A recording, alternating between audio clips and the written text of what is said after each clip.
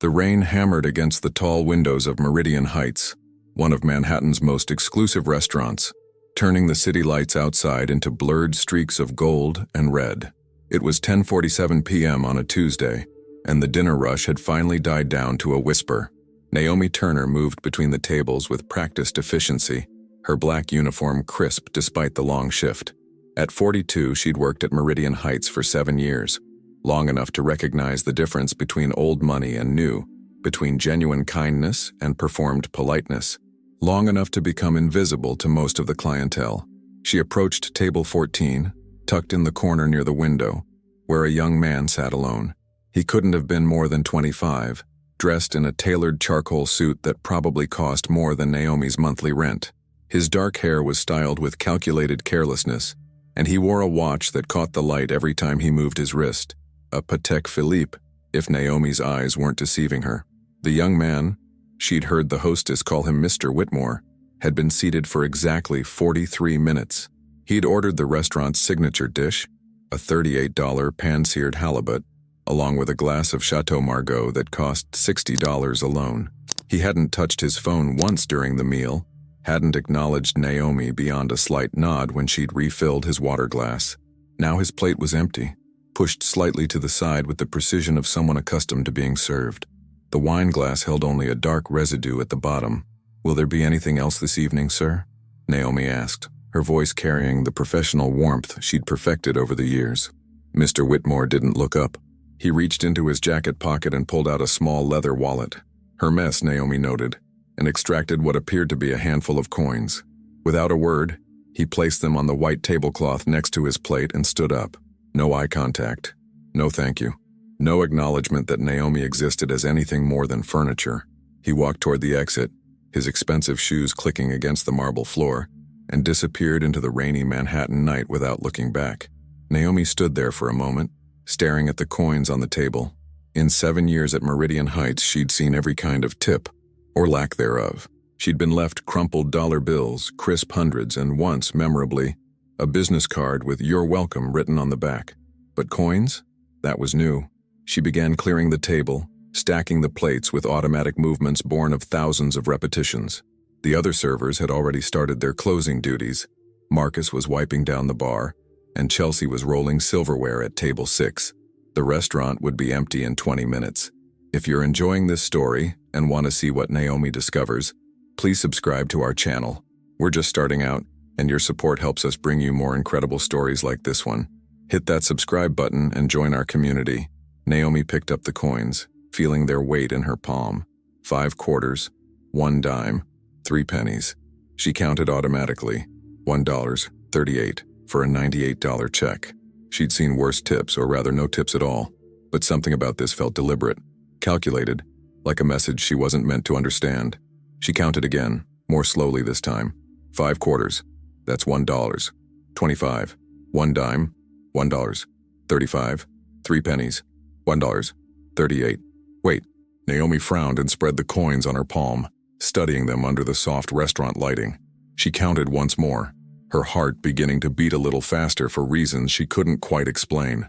5 quarters, 1 dime, 2 pennies, $1.37. She blinked and counted again. Still $1.37. But she could have sworn there had been 3 pennies when she'd first picked them up. She'd seen 3. She was certain of it. Naomi looked around the table. Had one fallen? She knelt down, checking the floor beneath table 14, running her hand across the polished marble. Nothing. She checked the chair where Mr. Whitmore had been sitting. Nothing. "Everything okay, Naomi?" Marcus called from the bar, his voice echoing in the nearly empty restaurant. "Yeah, I'm fine," she replied, but her voice sounded strange even to her own ears. She stood up slowly, the coin still in her palm. This didn't make sense. She'd counted them. 3 pennies. She was sure of it. But now there were only 2. It wasn't about the money. A single penny was worthless. It was the impossibility of it. Coins didn't just disappear, not from a closed palm, not from a table she'd been standing right next to. Naomi's grandmother used to say that when something didn't make sense, it was because you were asking the wrong questions. Maybe the question wasn't where did the penny go, but why would someone want her to notice it was missing? She pocketed the remaining coins and finished clearing the table, but her mind kept circling back to those pennies. 3, then 2. She'd been doing this job long enough to trust her observations. Something wasn't right. 20 minutes later, Naomi was in the back room, changing out of her uniform and into her street clothes, jeans, a warm jacket, and the sneakers that had carried her through countless shifts. She was wrapping her scarf around her neck when she heard raised voices from the restaurant floor. She stepped back into the main dining area and froze. Mr. Whitmore was back. He stood near the host stand, water dripping from his expensive suit, his previously perfect hair now plastered to his forehead. But it was his expression that caught Naomi's attention. He looked agitated, almost nervous.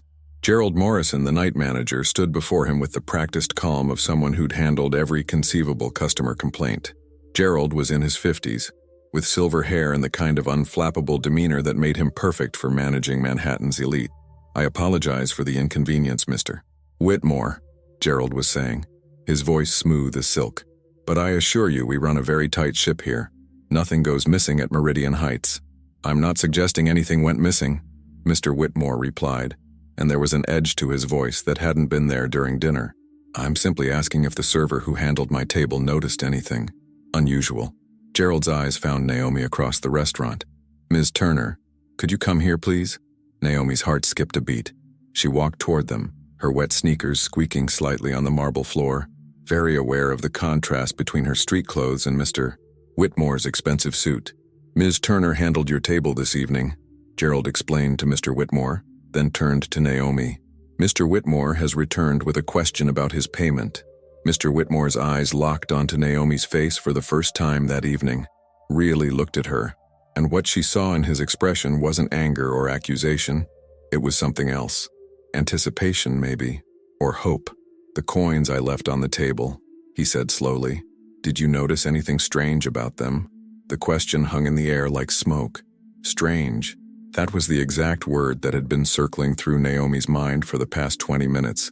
She could have said no, should have said no. It would have been easier, safer. But Naomi Turner had built her life on honesty, even when it wasn't convenient. "There were supposed to be 3 pennies, she said quietly, but when I counted them, there were only 2. Something shifted in Mr. Whitmore's expression, a flash of emotion too quick to read. Surprise, relief, fear. "You counted them," he said, and it wasn't a question. It was a statement laced with disbelief. "Yes, sir, I count everything." It was true, a habit born from years of making sure every dollar mattered, every tip was accurately recorded, every penny accounted for in a life that didn't allow for financial errors. Gerald looked between them, confusion evident on his usually composed face. "I'm sorry, I don't understand. Are we discussing a missing penny?" But Mr. Whitmore wasn't looking at Gerald anymore. His entire focus was on Naomi, studying her with an intensity that made her want to step back. "He thought no one would count," Mr. Whitmore said softly, speaking almost to himself. "He was counting on people not to count." "I'm sorry. Who thought—" Gerald began. "Not you, Mr. Whitmore cut him off, his voice sharp. He pulled out his phone and typed something quickly, then looked back at Naomi. "Ms. Turner, I need to ask you something, and I need you to think very carefully before you answer." The restaurant felt too quiet, too still. Even Marcus had stopped wiping the bar and was watching from across the room. "When you picked up those coins," Mr. Whitmore continued, "did you see anyone else near the table? Anyone at all?" Naomi thought back. The restaurant had been nearly empty. She'd been alone at table 14. The other servers had been in different sections. The kitchen staff was in back. No customers nearby. "No," she said. "I was alone." "And you're absolutely certain there were 3 pennies initially?" "Yes." "But when you counted them in your hand, there were only 2? "Yes." Mr. Whitmore exhaled slowly, and Naomi realized his hands were shaking slightly. "Then he was there," he whispered. "Right there, and we didn't see him." The words sent a chill down Naomi's spine. "Mr. Whitmore," Gerald interjected, his professional patience clearly wearing thin, "I really must insist you explain what this is about. You're making serious implications about—" "Someone followed me here tonight," Mr. Whitmore interrupted, his voice low and urgent. "Someone who's been following me for 3 days. Someone who wanted to prove he could get close enough to take something right from under your nose without anyone noticing." He turned to Naomi, and she saw a genuine fear in his eyes. "That missing penny? It wasn't lost. It was taken. And the fact that you noticed, The fact that you actually counted means you just became the only witness to something I've been trying to prove for 72 hours. A witness to what? Naomi asked, though part of her wasn't sure she wanted to know the answer. Mr. Whitmore's phone buzzed. He glanced at it and his face went pale. To the fact that Maxwell Crane is still alive, he said quietly, and that everything I thought I knew about my father's death was a lie. The rain had intensified, drumming against the windows like thousands of urgent fingers. Gerald Morrison stood frozen, his mouth slightly open, clearly struggling to process what he'd just heard. Marcus had abandoned all pretense of working and was openly staring from the bar area. Naomi felt her pulse quicken. Maxwell Crane. The name meant nothing to her, but the way Mr. Whitmore had said it, with that mixture of fear and certainty, made her skin prickle.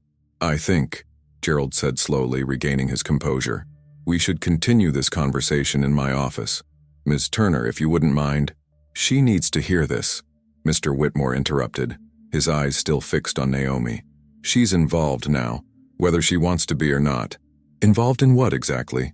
Naomi asked, finding her voice. Her shift had ended 15 minutes ago. She should be on the subway heading back to her apartment in Queens, where her daughter Jasmine was probably already asleep, and her mother was waiting up to hear about her day.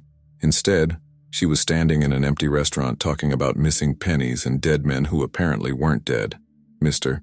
Whitmore ran a hand through his wet hair, a gesture that made him look younger, more vulnerable. Maxwell Crane was my father's business partner. 23 years ago, they started Whitmore Crane Industries together. Tech patents, mostly. The kind of boring infrastructure technology that makes billions but nobody thinks about. He paused, his jaw tightening. 15 months ago, Maxwell Crane died in a car accident in Connecticut. Or at least, that's what everyone believed. I'm sorry for your loss, Naomi said automatically, though she still didn't understand what any of this had to do with her or the missing penny. Don't be, Mr. Whitmore replied sharply. Because 3 days ago I received a package at my apartment. No return address, no note. Just a USB drive. He pulled out his phone and showed them a photograph. The image showed an old-style USB drive, the kind Naomi remembered from years ago, silver and blocky. On that drive was a single video file, 43 seconds long. Want to know what it showed? No one answered. The restaurant felt claustrophobic despite its high ceilings and expensive artwork. It showed Maxwell Crane, Mr. Whitmore continued, his voice tight, very much alive, sitting in what looked like a hotel room, holding up yesterday's New York Times. He didn't say anything, didn't explain. Just held up the newspaper so the date was visible, then smiled at the camera. And then the video ended. Gerald cleared his throat. Mr. Whitmore, with all due respect, video can be faked. Deep fakes are... I know about deep fakes, Mr. Whitmore snapped. I had the video analyzed by 3 different firms, it's real. The timestamp is authentic. And here's the thing that really keeps me up at night. He stepped closer, lowering his voice. Maxwell Crane didn't just fake his death. He did it using a death that was meant for my father. The words hung in the air like a physical presence. Outside, a car horn blared, muffled by the rain and distance. My father, Richard Whitmore, was supposed to be driving that car, Mr. Whitmore explained. It was his Mercedes, his usual route from our Connecticut estate to the Manhattan office. He took it every Tuesday morning at 7:15 a.m., regular as clockwork. But that Tuesday he had food poisoning, couldn't get out of bed.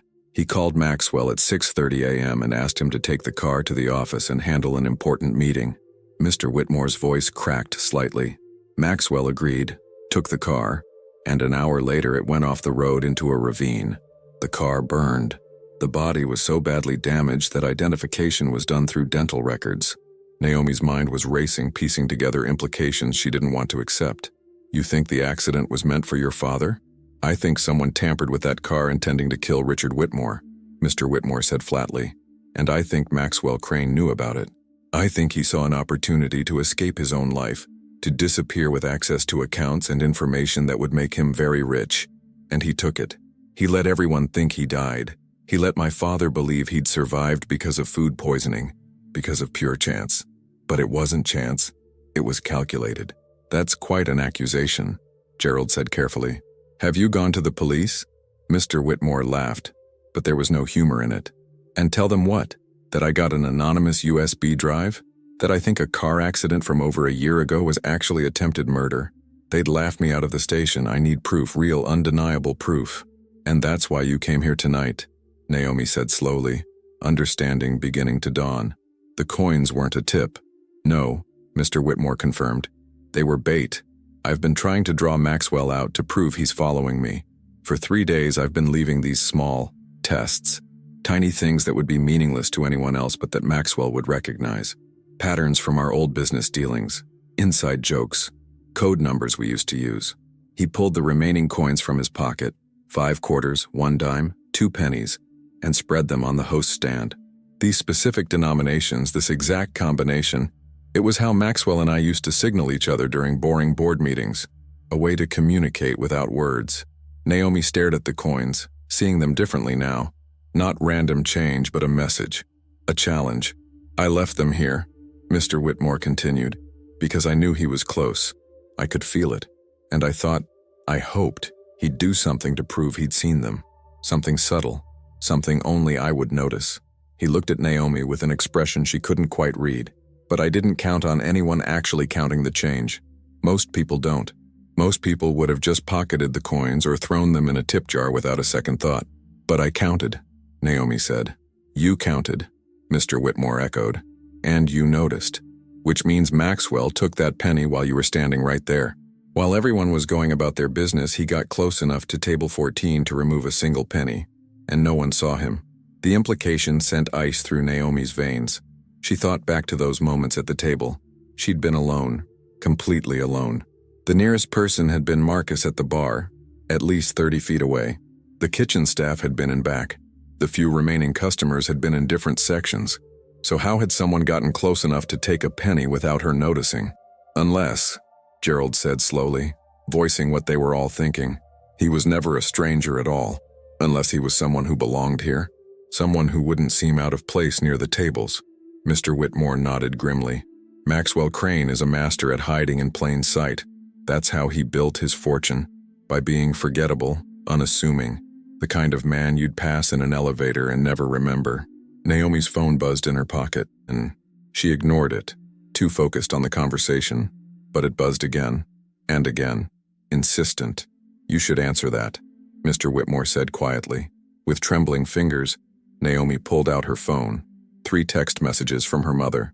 Someone knocked on the door asking for you. Said he was from your work. I didn't answer. Naomi, he's still outside. I can see him through the window. The phone nearly slipped from Naomi's grasp. My mother, she whispered. Someone's at my apartment. Someone asking for me. Mr. Whitmore's face went pale. What's your address? Why would I tell you? Because if Maxwell knows you noticed the missing penny, if he knows you counted, then you're not just a witness anymore. You're a threat. He was already pulling up a rideshare app on his phone. What's your address? Naomi's hands were shaking now. Her mother, Jasmine. They were in that apartment and some stranger was outside asking questions, watching through windows. She rattled off the address. A walk-up in Astoria, nothing fancy, but it was home.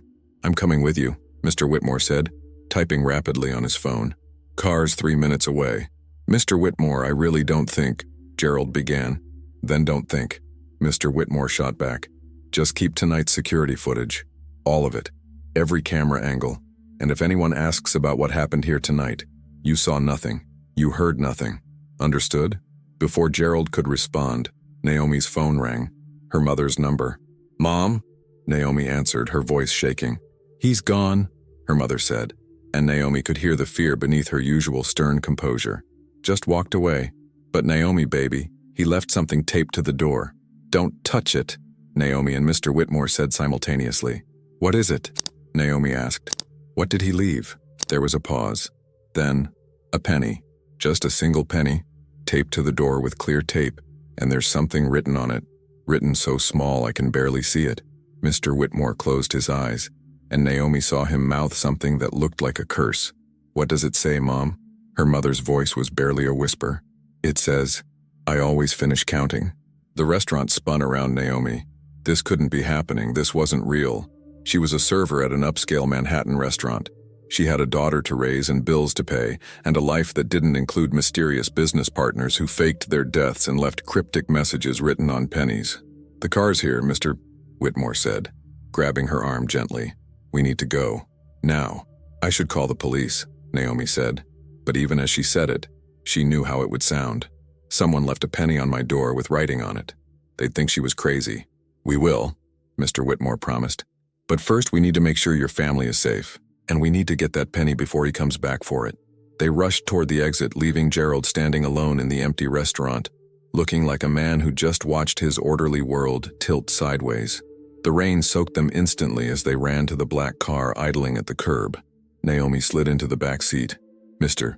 Whitmore beside her, and rattled off the address again to the driver.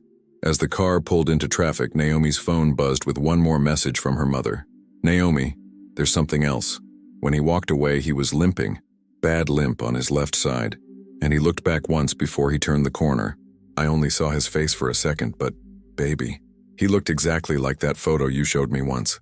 That nice man from the restaurant benefit dinner last year." Naomi's blood ran cold. "What photo?" "The one with all the donors and staff. The man in the suit next to Chef Raymond." Naomi grabbed Mr. Whitmore's arm. "Do you have a picture of Maxwell Crane from before he supposedly died?" Wordlessly, Mr. Whitmore pulled up a photo on his phone. It showed two men in their 50s, standing in what looked like a corporate office, both wearing suits, both smiling. One of them Naomi didn't recognize. The other, "That's him," Naomi breathed. "That's Chef Raymond's friend. He came to the staff benefit dinner 9 months ago. He talked to everyone. He learned our names. She felt sick. He asked me about my family, about my daughter, about where I lived." Mr. Whitmore's expression was grim. "He's been planning this for months, getting close, learning vulnerabilities. That's how Maxwell operates. He studies people, finds their pressure points, and then he waits for the perfect moment to apply pressure." The car wove through late-night Manhattan traffic, heading toward the Queensboro Bridge. Naomi stared out at the rain-slicked streets, at the blurred lights of the city, and tried to understand how her simple life had just become impossibly complicated. "Why me?" she finally asked. "Of all the servers, all the people who could have noticed, why did it have to be me?" Mr. Whitmore was quiet for a long moment. When he finally spoke, his voice was soft. "Because you're the kind of person who counts pennies, who pays attention, who notices when something doesn't add up." He looked at her, and there was something like respect in his eyes. "Maxwell thought that made you predictable, easy to manipulate, but I think it makes you dangerous to him, because people like you, people who notice the details, you're the ones who find the truth." The car crossed the bridge, leaving Manhattan behind, carrying them toward answers neither of them was ready to face.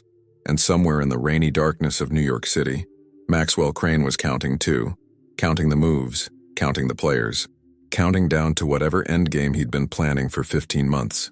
But he'd made one crucial miscalculation. He'd assumed no one would count the coins. The apartment building on 34th Avenue looked the same as it always did.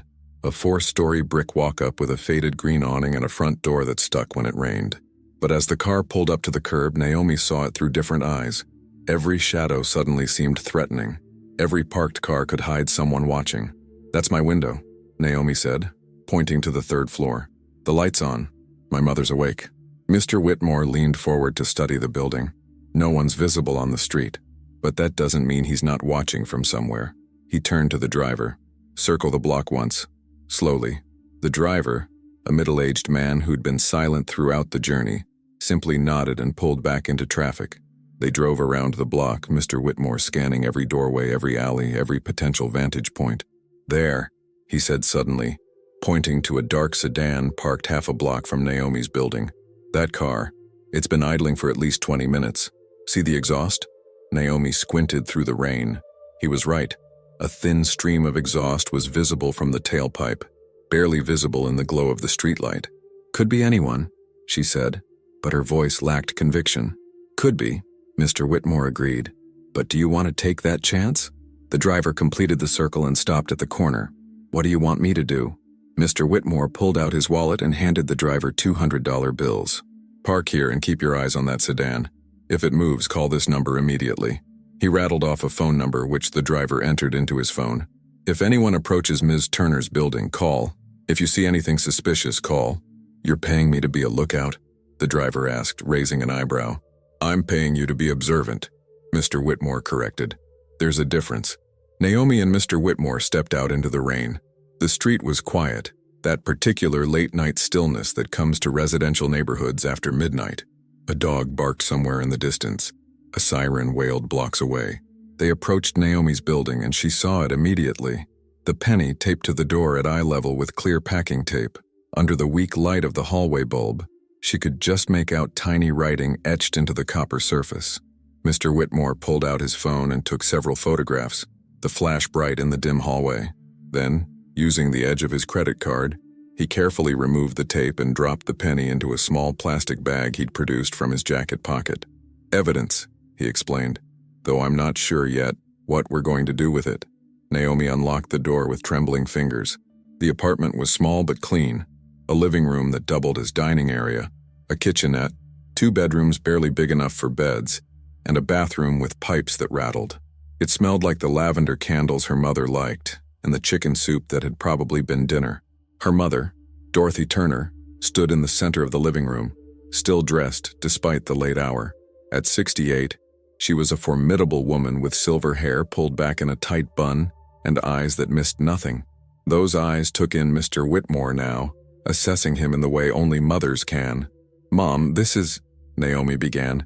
"I know who he is," Dorothy interrupted. "I've seen him on the news, the Whitmore heir, the one who's always in the society pages."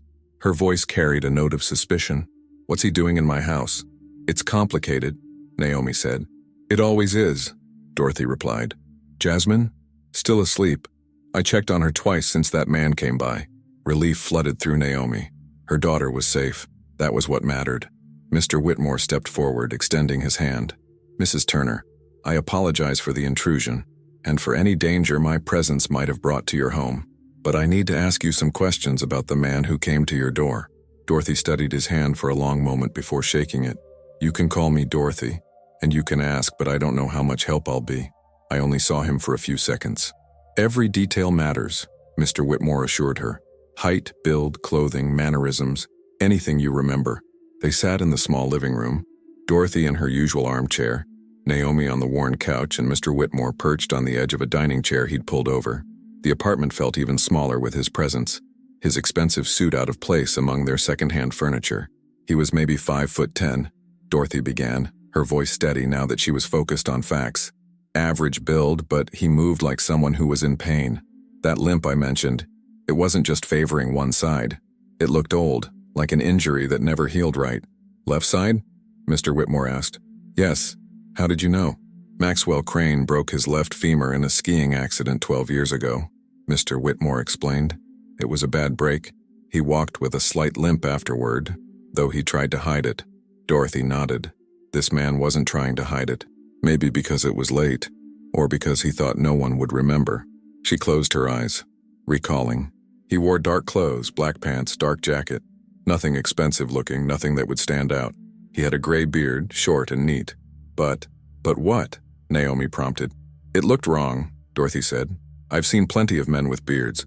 My late husband had one for 20 years. This one looked attached, not quite right against the skin."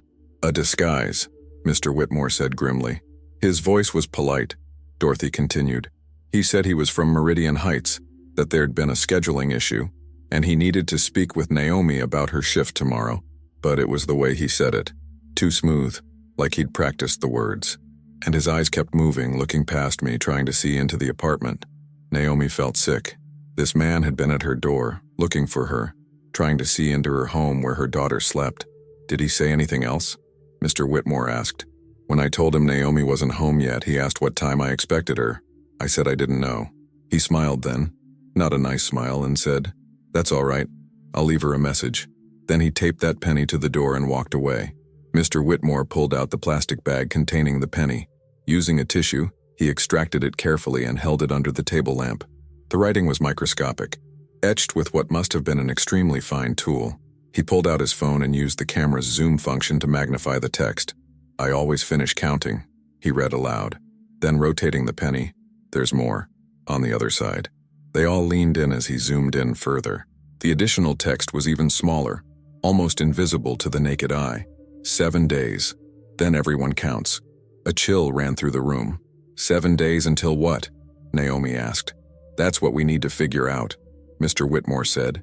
He stood and walked to the window, peering out at the street below. The dark sedan was still there, still idling. "He's sending a message. Everything Maxwell does is calculated.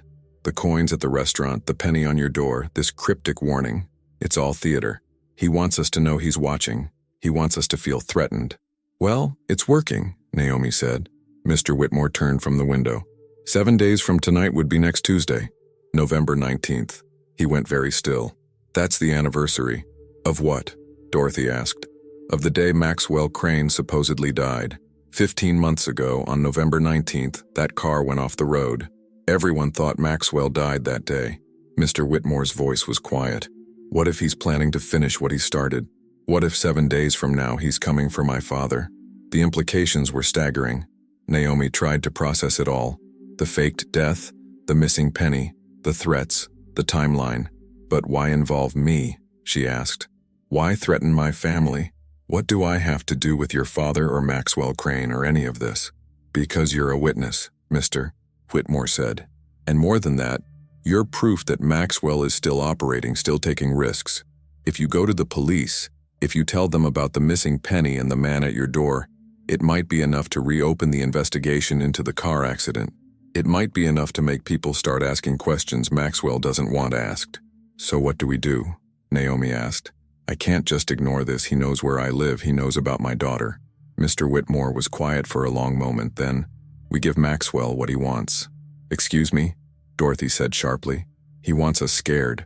He wants us to feel helpless, to feel like we're being watched and stalked and there's nothing we can do about it. Mr. Whitmore's expression hardened.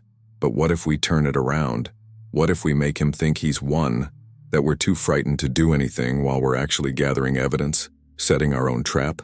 That sounds dangerous, Naomi said. It is dangerous, Mr. Whitmore admitted. But so is doing nothing. Maxwell Crane is a patient man. He waited 15 months to reveal himself. He could wait another 15, slowly escalating, making your life miserable, using you as leverage against me if he thinks it'll work. Or we can force his hand now when we know his timeline. 7 days. That gives us a week to figure out what he's planning and stop it. Naomi looked at her mother, who was watching her with that expression she'd seen countless times growing up. The one that said, I'll support whatever you decide, but be smart about it. What would you need from me? Naomi asked carefully. First, somewhere safe for you and your family to stay. Maxwell knows this address. You can't be here. Mr. Whitmore was already pulling out his phone. I have a property in Brooklyn, brownstone, 3 bedrooms, security system, doorman building next door with cameras covering the street. You and your mother and daughter can stay there until this is over. I can't just accept, Naomi began. You're not accepting charity, Mr. Whitmore interrupted. You're accepting protection that you need because of something I brought into your life. There's a difference. Dorothy stood up. I'll start packing. Naomi, wake Jasmine and help her get ready. We'll need clothes for at least a week. She paused at the hallway entrance. Young man, I don't know what your game is, and I don't fully trust people with money like yours. But my daughter has good instincts about people. And if she thinks you're telling the truth, I'll give you the benefit of the doubt. For now, it took 20 minutes to pack essentials. Jasmine, confused and sleepy, asked questions Naomi couldn't fully answer. It's like an adventure, she finally said. We're going to stay somewhere new for a little while. As they were carrying bags down to the waiting car, the same driver still faithful at his post, Naomi noticed something. The dark sedan was gone. She mentioned it to Mr. Whitmore. I know, he said quietly. It left 5 minutes ago, right after you turned on the bedroom lights. He was watching to make sure we got the message, Naomi realized. More than that, Mr. Whitmore said. He was watching to see what we'd do next. And now he knows we're running scared, packing up, leaving in the middle of the night. That's good. It makes him think he's in control. They loaded into the car, a tight fit with 3 adults, 1 child, and multiple bags. As they pulled away from the curb, Naomi looked back at her apartment building, wondering when she'd see it again. Her phone buzzed. A text from an unknown number. Smart move, but you can't hide forever. I know how to count time too. Mr. Whitmore looked at the message over her shoulder. He's taunting us, trying to maintain psychological pressure. It's working, Naomi admitted. Let it work, Mr. Whitmore said. Let him think he's winning, because while he's counting down his 7 days, we're going to be counting up our evidence. And when the time comes, we're going to make sure Maxwell Crane's count finally ends. The car drove through the rain-soaked streets of Queens, then over the bridge into Brooklyn. Jasmine fell back asleep against her grandmother's shoulder. Dorothy stared out the window, her expression unreadable, and Naomi sat in the darkness holding her phone. staring at that message and wondering how a simple missing penny had turned her entire world upside down. 7 days, 168 hours, and somewhere in that time, they had to figure out what Maxwell Crane was planning before the count reached 0. The Brooklyn brownstone sat on a tree-lined street in Park Slope, the kind of neighborhood where old money whispered rather than shouted. 3 stories of red brick and limestone, with bay windows that reflected the streetlights, and an iron gate that clicked shut with reassuring finality. It was 2:17 a.m. when they arrived. The rain had finally stopped, leaving the streets gleaming and the air smelling of wet pavement and autumn leaves. "This is yours?" Dorothy asked, as Mr. Whitmore unlocked the front door, her voice carrying a note of disbelief. "It was my grandmother's," he replied. "She left it to me when she passed 3 years ago. I've been meaning to sell it, but..." He trailed off, pushing the door open. Never got around to it. The interior was elegant, but not ostentatious. Hardwood floors, crown molding, furniture that looked comfortable rather than expensive. Family photos lined the hallway walls, and Naomi caught glimpses of a younger Mr. Whitmore at various stages of life, always with the same serious expression. 3 bedrooms upstairs, Mr. Whitmore explained, flipping on lights as they entered.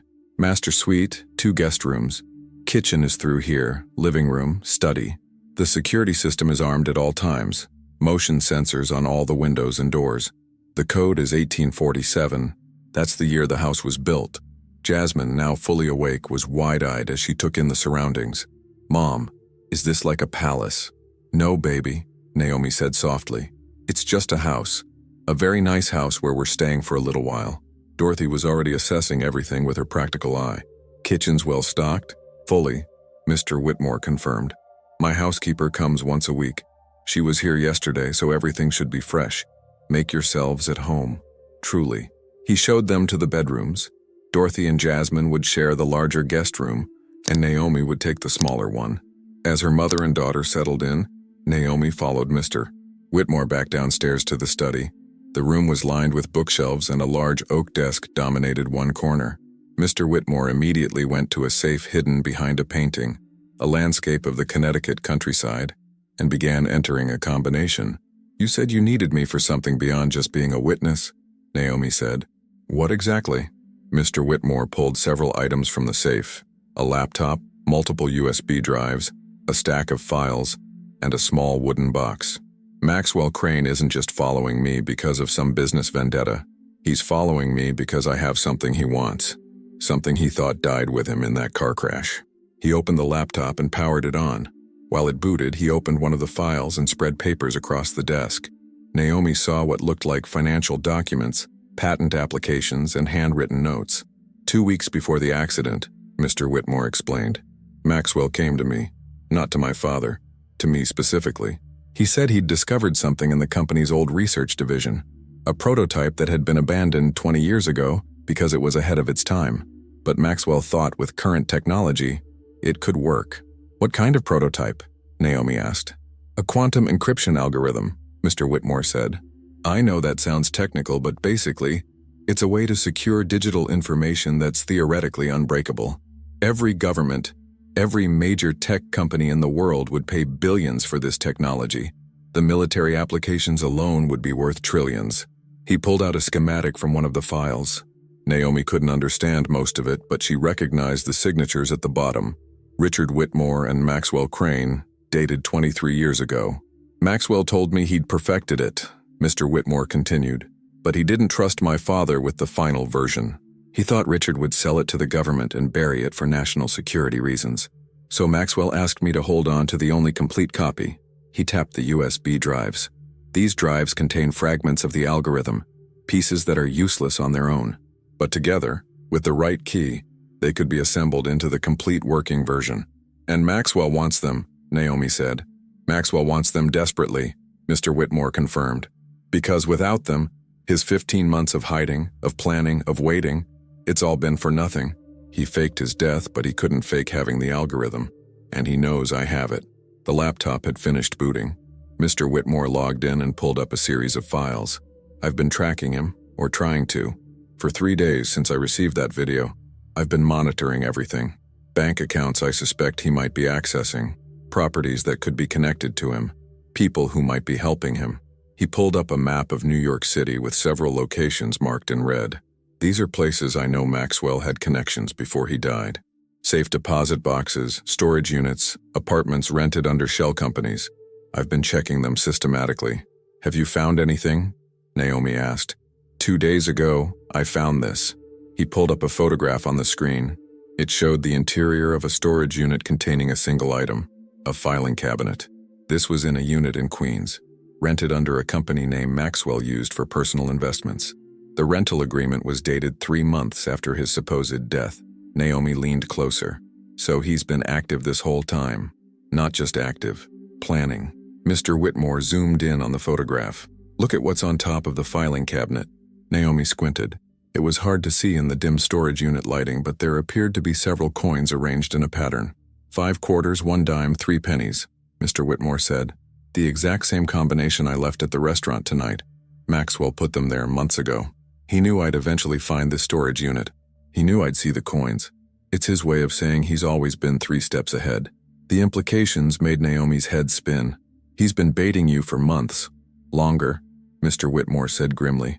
I think he's been planning this entire confrontation since before he faked his death. I think Maxwell knew exactly what he was going to do step by step, and he's been executing that plan perfectly.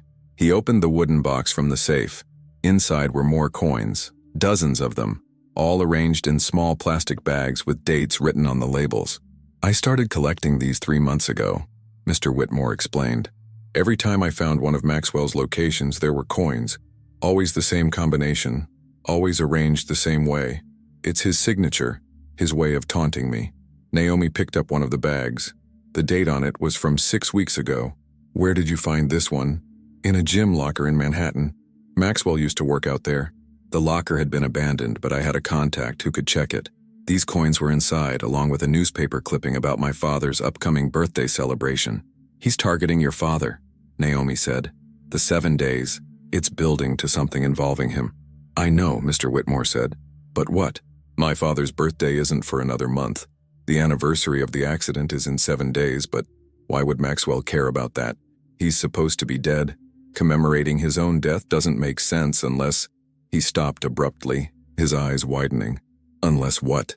Naomi prompted. Unless he's planning to die again, Mr. Whitmore said slowly. Or more accurately, to make someone else die in his place, just like he did the first time. The temperature in the room seemed to drop. Naomi felt goosebumps rise on her arms. You think he's going to try to kill your father again? I think Maxwell Crane is a man who finishes what he starts, Mr. Whitmore said. The first attempt failed because my father got food poisoning. Pure chance, but Maxwell doesn't believe in leaving things to chance. If he's been planning this for 15 months, if he's taken the risk of revealing himself, of following me, of threatening you and your family, he must have an endgame that's worth the exposure. He pulled out his phone and sent a text. I'm warning my father's security detail, doubling the protection. But Maxwell's smart. He'll know I'd do that. So whatever he's planning, it's something that works even with increased security. Naomi's phone buzzed. Another text from the unknown number. Are you comfortable in your new home? It's lovely, isn't it? Your daughter looks peaceful when she sleeps. 3rd window from the left, I believe. Naomi's blood turned to ice. She showed the message to Mr. Whitmore, whose face went pale. He's here, Naomi whispered. He followed us. He's watching the house right now. Mr. Whitmore was already moving, pulling up the security camera feeds on his laptop. Multiple screens showed different angles of the street outside. Nothing visible.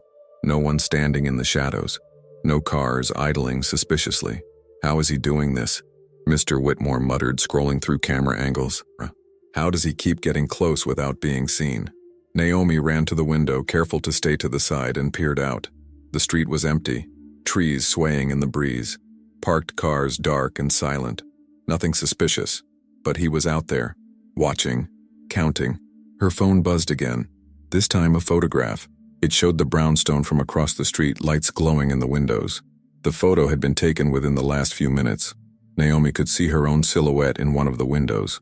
And superimposed over the image, in red text, Day 1 of 7. Keep counting. Call the police, Naomi said. Right now. This is stalking, this is threatening. And tell them what? Mr. Whitmore asked, frustrated. That a dead man is sending us text messages? That we think he might be planning something in 7 days, but we don't know what? They'll think we're paranoid or making it up. Then what do we do? Mr. Whitmore stared at the photograph on Naomi's phone, his jaw clenched. We do what Maxwell doesn't expect. We stop reacting and start acting. He thinks he's controlling this game, setting the pace, making us dance to his countdown. But what if we change the game entirely? How? Maxwell wants the algorithm, Mr. Whitmore said. He needs it. Without it, everything he's done is worthless. So we let him think he can get it. We set a meeting, offer a trade. The USB drives for his promise to leave you and your family alone and to tell us what he's planning for day 7. You think he'd actually meet with you? I think Maxwell Crane's ego is his weakness, Mr. Whitmore said. He wants to prove he's smarter than everyone else. He wants to explain how clever he's been, how perfectly he planned everything. If I offer him an audience, if I give him the chance to gloat, yes, I think he'll meet. It was insane, dangerous. Every instinct told Naomi this was a terrible idea. But what was the alternative? Hide for 7 days while Maxwell circled closer? Wait for him to make his move while they stayed in the dark? If we do this, Naomi said slowly, I want to be there. At the meeting. Absolutely not, Mr. Whitmore said immediately. You've already been put in enough danger because of me. Exactly, Naomi countered. I'm already in this. Maxwell made sure of that when he came to my door, when he threatened my family. And you said it yourself. I notice things. I count when other people don't. Maybe that's useful. Maybe I'll see something you miss. Mr. Whitmore looked like he wanted to argue, but something in Naomi's expression must have convinced him. If we do this, we do it smart. Public place, lots of witnesses, police nearby even if they don't know why. And we record everything. Agreed. And your mother and daughter stay here safe with security I'm hiring to watch the house. Agreed. Mr. Whitmore pulled out his phone and began typing. I'm sending Maxwell a message, telling him I'm ready to deal. The USB drives for his guarantee of safety and the truth about day 7. You think he'll respond? I think Maxwell Crane has been waiting for this moment for 15 months. I think he'll respond before morning. He hit send. They both stared at the phone, waiting in the silent study while the grandfather clock in the hallway ticked away the seconds. 2 minutes passed, then 5, then 10. Naomi was starting to think it hadn't worked when the phone finally buzzed. The response was simple. Tomorrow, 3 p.m., the place where it all began. The place. Come alone or the count accelerates. And bring all 7 drives, I'll know if you're missing one. Where it all began, Mr. Whitmore murmured.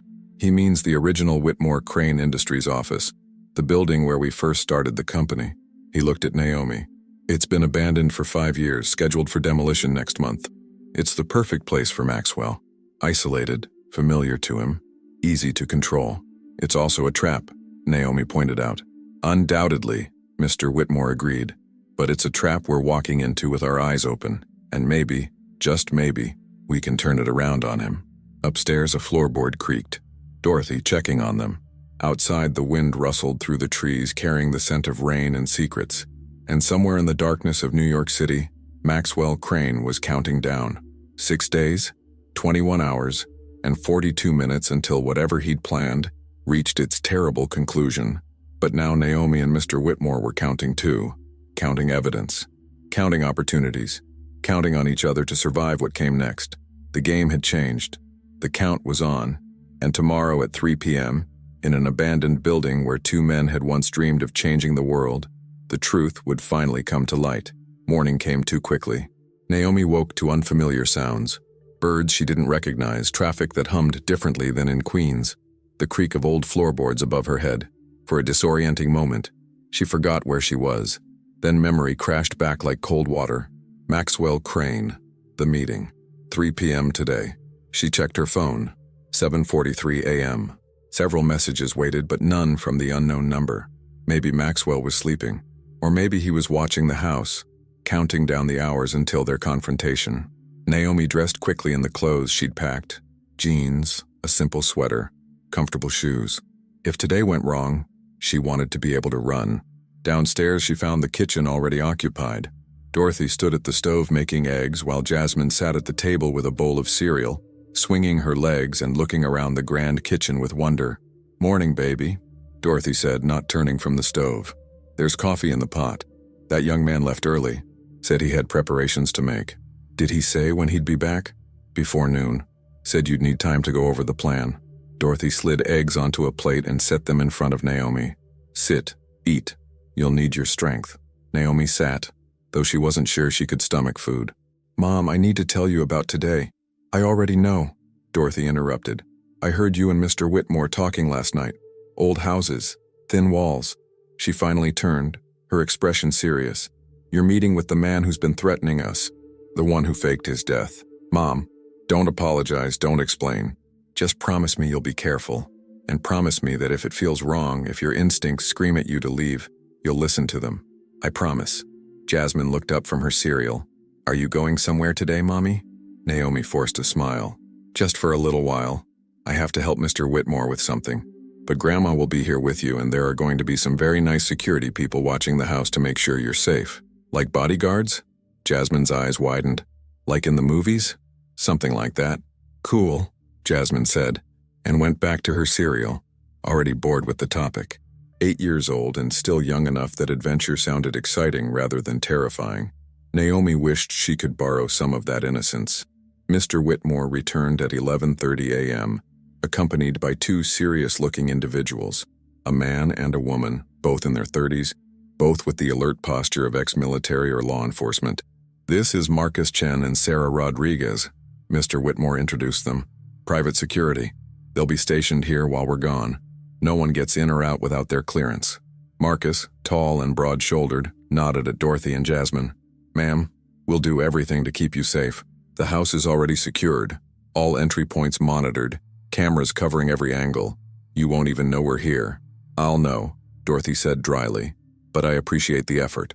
Sarah, shorter but equally imposing, handed Dorothy a phone. This is a direct line to us and to Mr. Whitmore. Any concern, any worry, anything that feels off, you call immediately. Once Dorothy and Jasmine were settled in the living room with Sarah standing discreet watch, Mr. Whitmore led Naomi and Marcus into the study. The desk was covered with equipment, small cameras disguised as buttons, recording devices no bigger than coins, and what looked like a tactical vest. We're not going in blind, Mr. Whitmore explained. I've been in touch with a contact at the NYPD, someone I trust. They can't officially be involved without evidence, but they'll have units in the area. If things go wrong, if I send a signal, they'll be there in under 2 minutes. He handed Naomi one of the button cameras. This goes on your jacket. It'll record everything, video and audio. The feed goes directly to a secure server. Even if Maxwell finds it and destroys it, we'll already have the footage. What about you? Naomi asked. Mr. Whitmore showed her a watch, sleeker than the Patek Philippe he'd worn before. Camera in the face, microphone in the band, plus this. He revealed a phone in his pocket, already recording and streaming. Maxwell can take the phone, smash it, throw it in the Hudson, doesn't matter. Everything's backed up in real time. Marcus pulled up a map on the laptop. The abandoned Whitmore Crane building is here in Long Island City. Industrial area, mostly warehouses. The building's been empty for 5 years, like you said. Demolition is scheduled for next month. He zoomed in on the structure. 4 stories, mostly open floor plan. Original offices on the top floor. Manufacturing space below. 1 main entrance. Fire exits on the east and west sides. Windows on all floors, but most are boarded up. Lots of hiding places, Naomi observed. Lots of escape routes too, Marcus countered, which works both ways. I'll be positioned across the street with a telephoto lens and communication equipment. The moment you give the signal, or the moment I see a threat, I'm calling in backup and coming in. The signal? Naomi asked. Mr. Whitmore showed her a small device that looked like a car key fob. Press this button, and it sends an immediate alert to Marcus, to the NYPD units, and to Sarah here at the house. But use it wisely. The moment we signal for help, Maxwell will know the meeting was a setup. If we want information from him, we need him to feel in control. Naomi turned the button camera over in her fingers. It was so small, so innocuous. Hard to believe this tiny piece of technology might be the difference between exposure and death. What about the USB drives? She asked. Are you really bringing them? Mr. Whitmore pulled out a small case containing 7 USB drives, all identical. These are decoys. They contain fragments of code, enough to look legitimate to a quick examination, but useless without the actual encryption key. The real drives are in a safe deposit box in Manhattan that only I can access with biometric verification. And if Maxwell realizes they're fake, then we'll have bigger problems than fake USB drives, Mr. Whitmore admitted. But Maxwell won't check them immediately. He can't. To verify the algorithm, He'd need specialized equipment, specific software. He'll have to take them on faith, at least initially. And by the time he realizes they're decoys, we'll already have what we need. Which is a confession, Mr. Whitmore said. On camera, on audio, backed up and distributed to multiple secure locations. Maxwell admitting he faked his death, explaining what he's planning for day 7, giving us evidence we can take to the authorities. It sounded good in theory, but Naomi had worked in service long enough to know that plans rarely survived contact with reality. What if he doesn't confess? She asked. What if he just takes the drives and leaves? He won't, Mr. Whitmore said with certainty. Maxwell Crane has been invisible for 15 months. He's been patient, careful, watching from the shadows. But now he has an audience. Someone who knows the truth, who understands what he's accomplished. That's what he wants. Recognition, acknowledgement. He'll talk because he can't help himself. It's his fatal flaw. Marcus began packing equipment into a dark duffel bag. We leave at 2 p.m. That gives us time to scope the area, get into position. The meeting is at 3 p.m., but we want to be there early. Control as much of the environment as we can. The next 2 hours passed in a blur. Naomi tested the button camera, practiced with the panic button, went over the building layout until she could navigate it in her sleep. Mr. Whitmore made calls, coordinated with his NYPD contact, triple-checked their equipment. At 1:45 p.m., Naomi went upstairs to say goodbye to Jasmine. Her daughter was in the guest room, playing with toys Sarah had somehow procured. New dolls still in their packaging, probably bought that morning at Mr. Whitmore's expense. She looked up when Naomi entered, her smile bright and uncomplicated. "I have to go now, baby," Naomi said, kneeling beside her. "When will you be back?" "Before dinner, I promise." Jasmine hugged her tight, and Naomi breathed in the scent of her daughter's shampoo, felt the solid warmth of her small body. This was what mattered. This was why she had to see this through, because Maxwell Crane had threatened this child, this innocent life, and Naomi couldn't let that stand. "I love you," she whispered into Jasmine's hair. "Love you too, Mommy." Dorothy walked Naomi to the door. "You don't have to do this," she said quietly. "We could leave, go somewhere he can't find us. Start over." "For how long?" Naomi asked. "How long would we have to hide? Weeks? Months? Years? And what kind of life is that for Jasmine? Always looking over her shoulder, always afraid." She shook her head. "No, better to end it now. Better to face him and finish it." "You sound like your father," Dorothy said, and there was both pride and pain in her voice. "He always believed in confronting problems head-on too. That's what got him killed in that construction accident, refusing to back down from unsafe conditions, insisting on confronting the foreman. Naomi had been 12 when her father died. 28 years, and she still missed him. "Maybe that's not such a bad legacy," she said softly. Dorothy pulled her into a fierce hug. "Come back to us. Whatever happens in that building, whatever that man says or does, you come back to us." "I will." At 2 p.m. exactly, Naomi and Mr. Whitmore left the brownstone. Marcus followed in a separate car, his duffel bag full of surveillance equipment in the trunk. The sky was overcast, threatening rain again, and the temperature had dropped since morning. They drove in silence for the first few minutes. Then Mr. Whitmore spoke, his eyes on the road ahead. "I've been thinking about what you said last night, about why Maxwell involved you specifically." He glanced at her. "I think I was wrong. I don't think it's just because you noticed the missing penny. I think Maxwell chose you deliberately, from the beginning." "What do you mean?" "The benefit dinner 9 months ago. Maxwell was there, befriending the restaurant staff, learning names and details. But he specifically asked about you. Your mother confirmed that. He wanted to know about your family, your life, where you lived." Mr. Whitmore's knuckles were white on the steering wheel. "I think he was already planning this, already setting up pieces on the chessboard, identifying potential leverage points." The thought made Naomi feel sick. 9 months ago, she'd been serving canapes and making small talk, and all the while, a man who'd faked his own death had been studying her, cataloging her vulnerabilities, planning how to use her. "Why me, though?" she asked. "There were dozens of staff at that dinner." "Because you're a single mother," Mr. Whitmore said quietly. "Because you have a daughter to protect, a mother to care for. Because you're someone with everything to lose and limited resources to fight back. Maxwell looks for patterns, for weaknesses. He found one in you." It should have made Naomi angry. Instead, it just made her more determined. "Then let's show him he miscalculated," she said. They crossed the Queensboro Bridge into Long Island City at 2:32 p.m.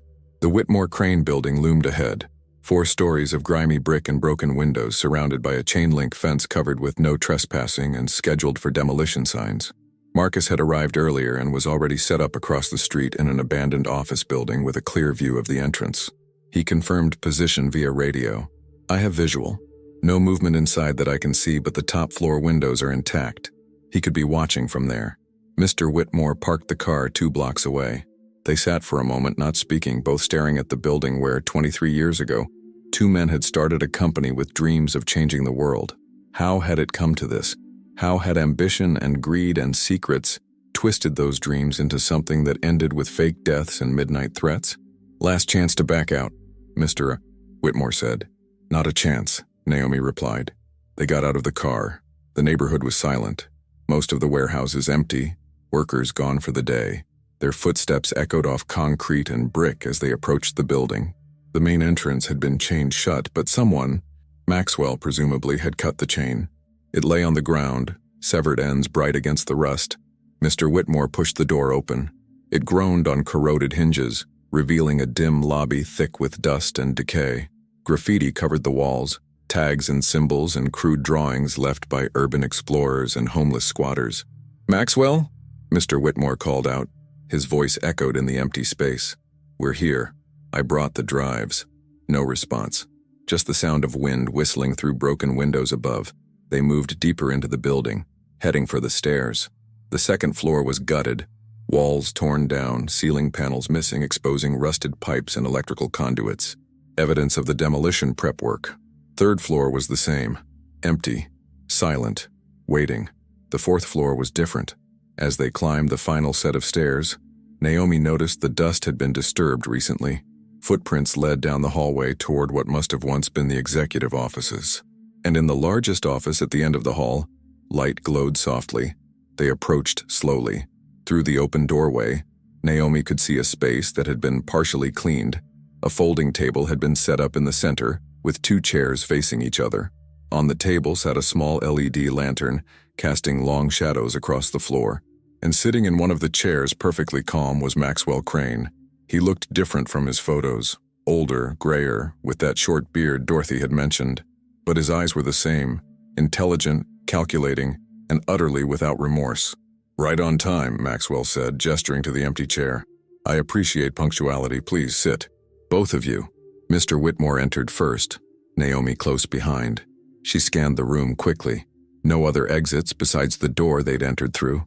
Windows overlooking the street where Marcus was positioned, and stacks of old filing cabinets pushed against the walls. "You brought a companion," Maxwell observed, studying Naomi. "Ms. Turner, I presume. The woman who counts pennies."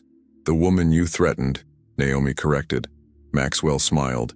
It didn't reach his eyes. "Threatened? I prefer to think of it as motivation. You and your family are perfectly safe, as long as certain conditions are met." "The USB drives for information," Mr. Whitmore said, pulling out the case and setting it on the table. "That was the deal?" "Indeed," Maxwell said. He reached for the case, but Mr. Whitmore's hand shot out, holding it in place. "Information first. Why did you fake your death? What are you planning for day 7, and what does my father have to do with any of this?" Maxwell leaned back, steepling his fingers. The lantern light cast his face in sharp relief, making him look skeletal. "Always so direct, Alexander," he said. "Just like your father. That's what got Richard into trouble, you know. His directness. His inability to see the bigger picture." "Answer the questions," Mr. Whitmore demanded. "Very well." Maxwell's smile widened. "I faked my death because I had to. Because your father was going to destroy everything I'd built, everything I'd discovered. The quantum encryption algorithm. That was mine, my research, my breakthrough. But Richard wanted to bury it, to sell it to the government for pennies when it was worth billions on the open market. So you decided to steal it," Naomi said. "I decided to take what was rightfully mine," Maxwell corrected. "But I couldn't do that while Richard was alive and alert. So I arranged for a little accident. A car that would malfunction at exactly the right moment on exactly the right curve. But then Richard got sick. His expression darkened. Food poisoning. Random chance. And suddenly I was the one in the car heading toward certain death. You could have stopped," Mr. Whitmore said. "You knew the car was tampered with. Could I?" Maxwell asked. "Could I really?" Tell Richard I'd sabotaged his car? Confess to attempted murder? Or take my chances? Hope the malfunction didn't activate, that I could survive. He shook his head.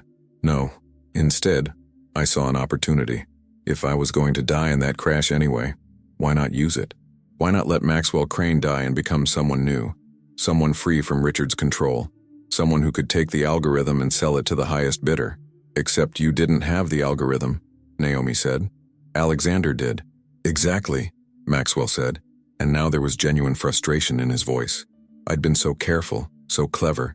I'd hidden fragments in secure locations, kept the final assembly key separate, but I needed one more piece, one final component that Alexander was holding. And then I died, or rather, Maxwell Crane died, and I couldn't exactly come back from the dead to ask for it. So you waited, Mr. Whitmore said. 15 months. Building a new identity, planning, watching, and then you sent me that video. I sent you the video because time is running out, Maxwell said, because in 7 days, there's a window of opportunity that won't come again for another decade. A convergence of market conditions, political situations, and technological readiness that makes the algorithm worth 10 times what it would be worth at any other time. He leaned forward, intensity radiating from him. In 7 days, the defense departments of 14 nations are meeting in Geneva to discuss unified quantum communication standards. Whoever controls the encryption algorithm controls the entire system. Whoever owns that technology will have leverage over global communications for the next 50 years. That's not billions, Alexander. That's trillions, that's power beyond measure. And you plan to sell it to them, Naomi said. I plan to auction it to the highest bidder, Maxwell corrected. But I need the complete algorithm to do that, which means I need those drives. He reached for the case again. This time Mr. Whitmore let him take it. Maxwell opened the case, examining the 7 USB drives inside. He pulled out a small device, some kind of scanner, and checked each drive briefly. They appear authentic, he said. Of course, I won't know for certain until I run the full verification, but I'm willing to extend a certain amount of trust. Trust? Mr. Whitmore's voice was hard. You don't know the meaning of the word. You tried to kill my father, you faked your death, you've threatened innocent people. I did what was necessary, Maxwell said calmly. And yes, I plan to kill Richard. I still plan to, actually. That's part of day 7. The casual admission hit like a physical blow. Naomi saw Mr. Whitmore go rigid. What? He whispered. Oh, did you think this was just about the algorithm? Maxwell laughed. No, this is about finishing what I started. Richard Whitmore has to die, Alexander. He's the only person besides you who knows the truth about the algorithm's origins. He's the only one who could contest ownership, who could claim it was company property rather than my personal research. As long as he's alive, my sale is vulnerable to legal challenges. So you're going to kill him, Mr. Whitmore said flatly. I'm going to finish the job, Maxwell corrected. On day 7 at the Geneva meeting, Richard will be representing Whitmore Industries. He'll be giving a presentation on quantum technologies, and during that presentation, he'll suffer a tragic accident, a heart attack, brought on by a pre-existing condition no one knew about. Very sad, very sudden, very fatal. You can't. I can and I will, Maxwell interrupted. I've already arranged everything. The medical records have been falsified. The trigger mechanism is in place. And when Richard dies in front of international witnesses, in front of cameras and reporters, no one will question it. It will be a natural death. Tragic, but natural. He stood, tucking the case of USB drives under his arm. Thank you for these, Alexander. And thank you, Ms. Turner, for being such an excellent motivator. The fear I saw in your eyes when I came to your door, the desperation in your voice, it told me everything I needed to know about how to manipulate Alexander into giving me what I wanted. This conversation is being recorded, Mr. Whitmore said. Everything you just said, it's all on tape. I know, Maxwell said calmly. Do you think I'm stupid? I've been recording too. And my recording shows you voluntarily handing over proprietary technology to a dead man in exchange for information. It shows conspiracy, theft, and potentially treason if those drives contain what I think they contain. He smiled. We're at what's called a stalemate, Alexander. You can't expose me without exposing yourself. He walked toward the door, then paused. 6 days, he said. That's all you have to try to stop me. 6 days to figure out how to save your father, knowing that I've planned this for over a year, that I've considered every contingency, every possibility. 6 days to do the impossible. He looked back one last time. Better start counting. And then he was gone, his footsteps echoing down the hallway, down the stairs, into the gathering darkness. Naomi and Mr. Whitmore sat frozen in the dim office, the weight of Maxwell's confession hanging in the air between them. "We have it," Naomi finally said. "We have his confession. Attempted murder, conspiracy, fraud, everything. And he has us on tape handing over classified technology," Mr. Whitmore said. "Even if the drives are fake, even if there's no real crime, it's enough to create doubt, to muddy the waters, to make any prosecution impossible. So what do we do?" Mr. Whitmore stood, his face set with determination. "We stop him. In 6 days in Geneva, Maxwell Crane is planning to kill my father and sell stolen technology to foreign powers, and we're going to make sure that doesn't happen. How? I don't know yet," Mr. Whitmore admitted, "but we have 6 days to figure it out, and this time, we're the ones counting." 6 days moved like a countdown clock that never stopped ticking. Naomi barely slept. The brownstone became a war room, laptops spread across every surface, Marcus and Sarah coordinating with international security contacts, Mr. Whitmore on constant calls with lawyers, federal agents, and his father's security team in Geneva. The fake USB drives had bought them time. Maxwell would need days to verify the algorithm's authenticity, to set up the equipment, to realize he'd been deceived. But that window was closing. "We can't just warn your father," Naomi said on day 3, watching Mr. Whitmore pace the study. "Maxwell said he's planned for every contingency. If your father cancels the Geneva presentation, Maxwell will just wait for another opportunity. So we need Maxwell to make his move," Mr. Whitmore said, "but on our terms, not his." The plan came together piece by piece. Federal agents, coordinated through Mr. Whitmore's NYPD contact, would be stationed at the Geneva Conference Center. Richard Whitmore would wear a medical monitor that would detect any foreign substances or abnormalities immediately. And most importantly, they would let Maxwell think everything was proceeding exactly as he'd planned. On day 6, Naomi received a final text from the unknown number. "Tomorrow. It all ends tomorrow. Thanks for counting." The next morning, Naomi sat in the brownstone living room with Jasmine and Dorothy, watching a live stream of the Geneva Quantum Technology Conference. Mr. Whitmore was there, standing in the audience, watching his father take the stage. Richard Whitmore looked distinguished in his suit, his silver hair catching the conference room lights. He began his presentation on quantum encryption, his voice steady and professional. Naomi's heart pounded. Somewhere in that room, Maxwell Crane was watching, waiting. 20 minutes into the presentation, Richard Whitmore paused mid-sentence. His hand went to his chest. The medical monitor on his wrist flashed red. Security moved immediately. Federal agents converged from 3 directions surrounding Richard Whitmore, rushing him off stage to a medical team waiting in the wings. And in the audience, a figure stood abruptly, a man with a gray beard, moving toward the exit. "That's him," Naomi whispered. She watched through the live stream as agents blocked the exits. Maxwell Crane turned, seeing the trap closing around him. For just a moment, his composure cracked. Then he smiled, that same cold smile from the abandoned building. He reached into his jacket, and for a terrible second, Naomi thought he had a weapon. But it was just a coin, a single penny. He held it up to the nearest camera, let it catch the light, then flipped it in the air. The agents tackled him before it hit the ground. 3 weeks later, Naomi stood outside Meridian Heights, her hand on the familiar brass door handle. It felt like a lifetime since she'd last been here, though it had only been 21 days. Gerald Morrison greeted her warmly. "Ms. Turner, welcome back." "It's good to be back," Naomi said, and meant it. The restaurant hummed with its usual elegant energy. Marcus was still at the bar. Chelsea was still rolling silverware. Everything and nothing had changed. Maxwell Crane was in federal custody, facing charges that would keep him locked away for the rest of his life. The recordings from the abandoned building, both his and theirs, had been enough to unravel his entire plan.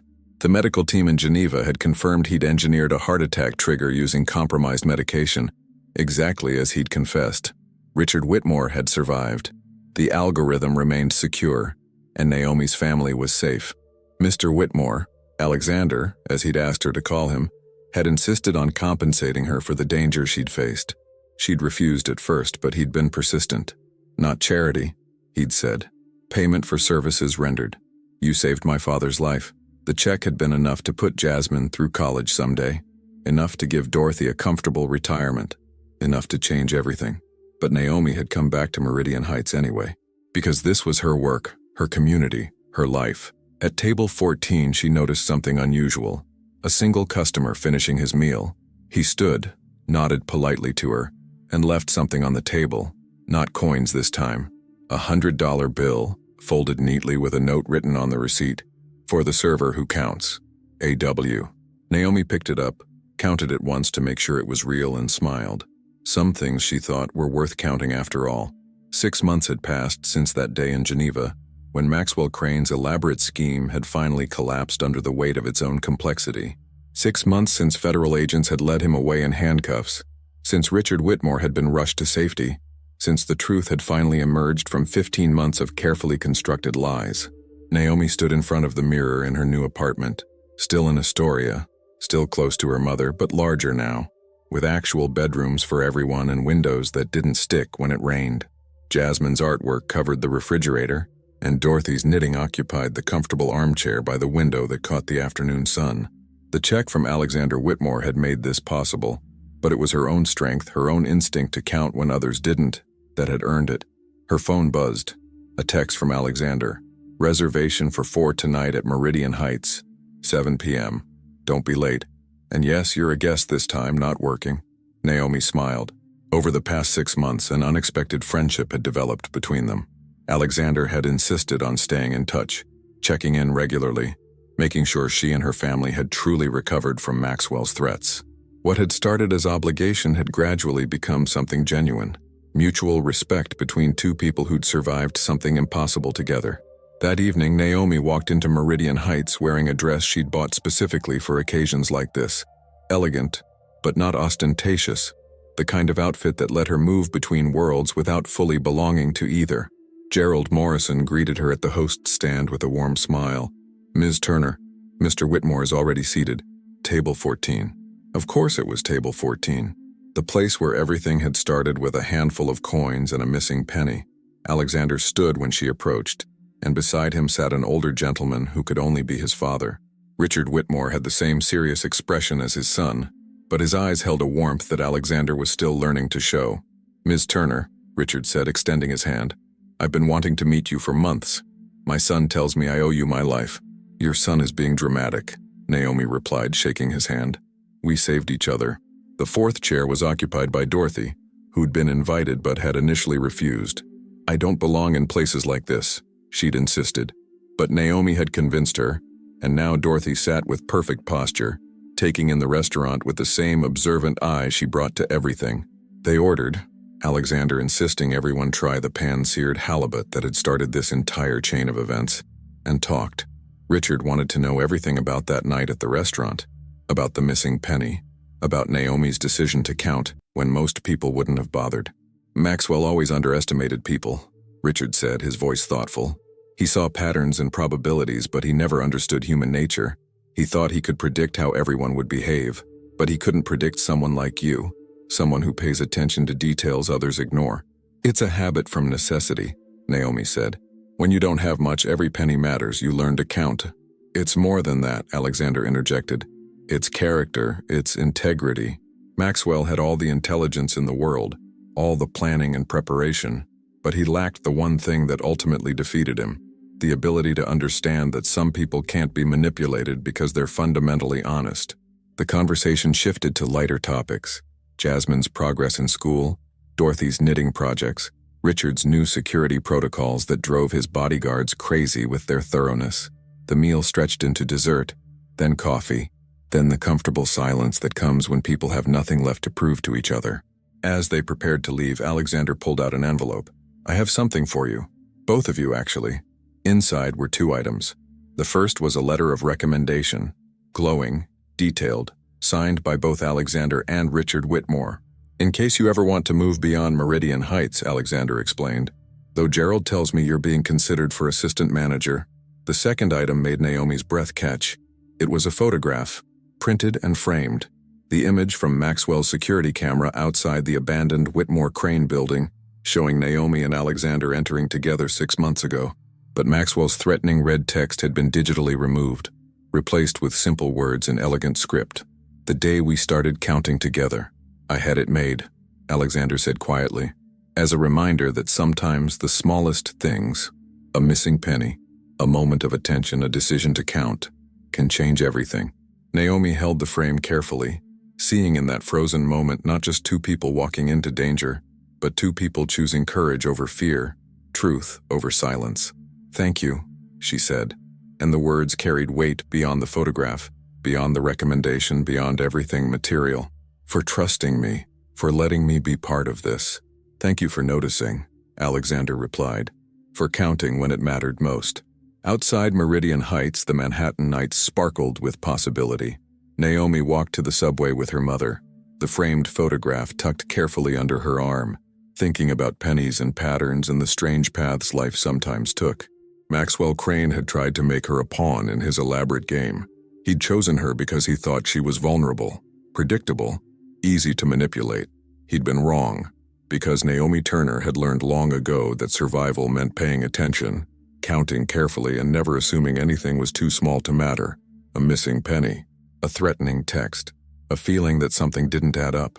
Those small observations had saved lives, exposed a conspiracy, and brought a dead man back to justice. As she descended into the subway station, Naomi thought about all the people rushing past her. Hundreds, thousands, each with their own stories, their own struggles, their own moments when counting made all the difference. The train arrived, and she stepped aboard with Dorothy beside her, heading home to Astoria, where Jasmine waited with the babysitter, probably already asleep, safe and innocent and unaware of how close they'd all come to disaster. The subway doors closed. The train began to move, and Naomi smiled, because she knew now what she'd always suspected, that paying attention mattered, that details counted, and that sometimes the smallest act of noticing could change the entire world. Maxwell Crane had left only coins that night at table 14, but Naomi had noticed one was missing, and that had made all the difference.